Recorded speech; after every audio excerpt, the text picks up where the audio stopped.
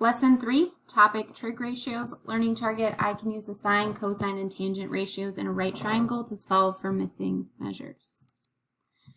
First off, some vocab. Trigonometric ratio or trig ratio is the ratio of the length of two sides in a right triangle. We have 3 trig ratios. We have sine, cosine, and tangent. And the way these are labeled is based off of an angle, one of the acute angles in the right triangle. So we label the triangle based on the angle. So right now we're looking at angle A. So the hypotenuse is always across from that right angle. But then we have 2 sides, which we call the opposite and the adjacent. So the opposite is across from the angle we're looking at. It does not touch the angle. And then the adjacent would be the remaining side, the side that touches the angle, but is not the hypotenuse. So we have the sine of A is the opposite over the hypotenuse. The cosine of A would be equal to the adjacent over the hypotenuse. And then the tangent of A would be equal to the opposite over the adjacent. Now, if you need help remembering that, there is SOHCAHTOA. So you use the letters. S stands for sine, opposite over hypotenuse.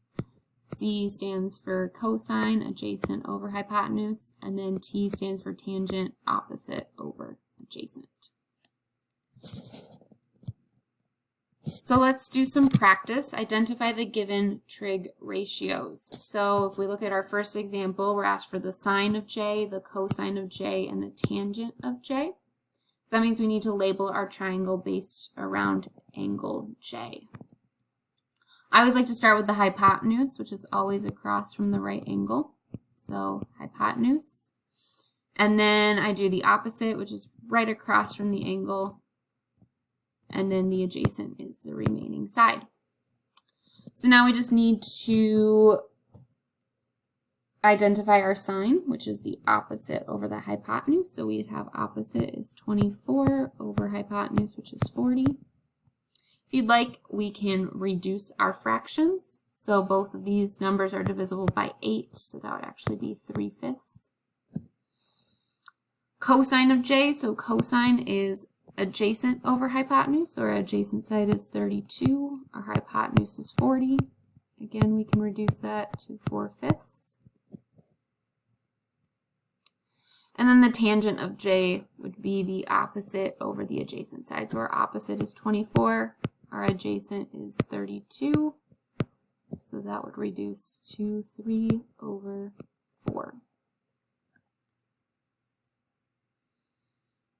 I would like you to try the second example on your own and then check to see if you're right by typing your answers in Edpuzzle.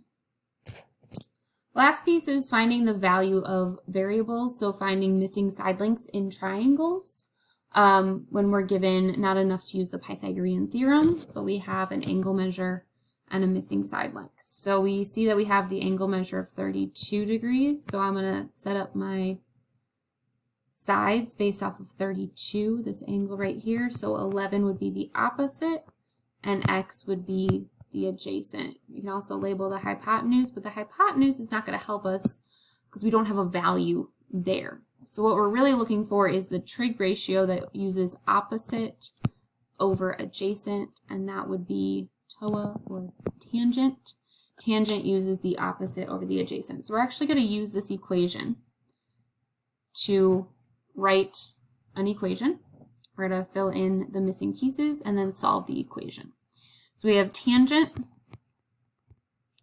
and then in this parenthesis where it says A, that's where you put the angle measure. So the angle measure was 32, the angle that we were centered around, equals the opposite side, so our opposite side was 11, over our adjacent. Our adjacent is x. We don't know what x is, so we're going to put x. Now we just have to solve this equation. So we want to get x by itself.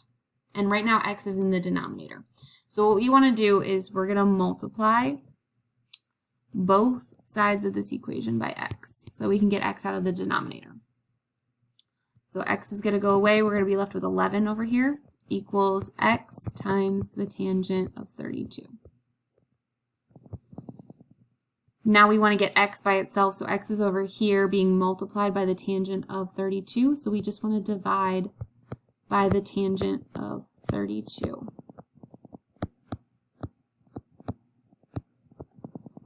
And then we get x is equal to 11 divided by the tangent of 32. So this is when your calculator is going to help you out. So we're going to type this in. I'm going to just get a fraction since it's written as a fraction, and then 11 on the top, and then on the bottom we would put tangent, so right here tan, of 32 in parentheses, and you can see that your answer is 17.6. We can round to the nearest tenth. So x equals 17.6. One last example here for you. We've got a different triangle. The angle measure is still 32 degrees, but in this case, we know the hypotenuse, but we don't know the opposite or the adjacent. So x would be the opposite of that 32 degree angle, and then y would end up being the adjacent. So to solve for x and to solve for y, we're going to have to use two different trig ratios. So I'm going to start with solving for x. So I need a trig ratio that uses opposite and hypotenuse, because I know the hypotenuse. I don't know the adjacent, so I can't use adjacent, but I can use my hypotenuse. So opposite and hypotenuse would be that sine ratio. So we're going to use this equation right here. So again, we have sine of the angle, which is 32, equals the opposite x over the hypotenuse 18. So we want to get this x alone, so we have to get 18 out of the denominator, so we just multiply each side by 18, and we get x equals 18 times the sine of 32. So all we would need to do is then go to our calculator and type that in. We have 18 and then sine of 32, which is 9.5.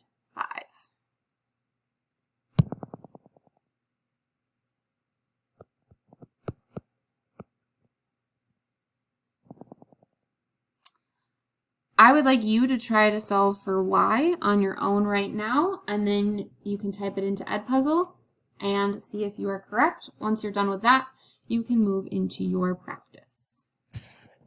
Please let me know if you have any questions.